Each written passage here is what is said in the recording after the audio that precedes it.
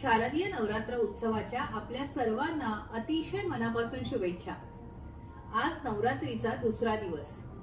आजचं देवीचं जे रूप आहे ते आहे देवी ब्रह्मचारिणी। ब्रह्माचं म्हणजे तपाचं आचरण करणारी अशी ही देवी।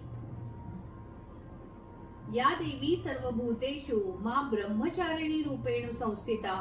नमस्तस्यै नमस्तस्यै नमस्तस्यै नमो नमः।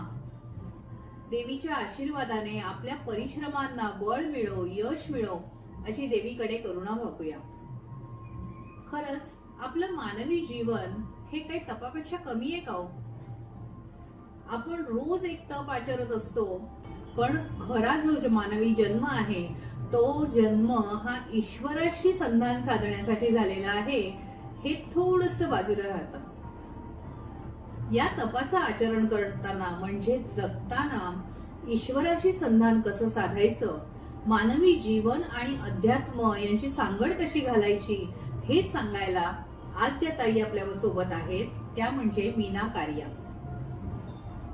सौ मीना कारिया या पुण्याला राहतात। नर्मदा परिक्रमा त्यांनी केलेली आहे। दासबोध आणि एकनाथी भागवताचा अभ्यास त्या आता करत आहेत।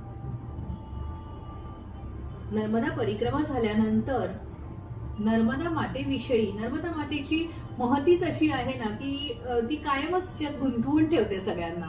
तर तसं नर्मदा परिक्रमा झाल्यानंतर गाव नदी माझी नर्मदा हे अभियान सुरू झालं आणि त्या अभियानामध्ये त्यांनी सक्रिय सहभाग घेतला। श्री किशोर पवनीकर यांच्या सोबत त्या सक्रिय कार्य करत आहेत।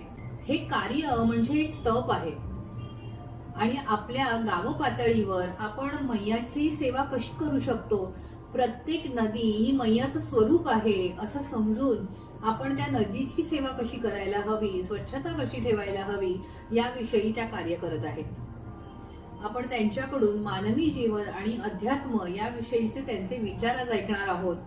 चला तर मग ऐकूया ताई काय म्हणतायत।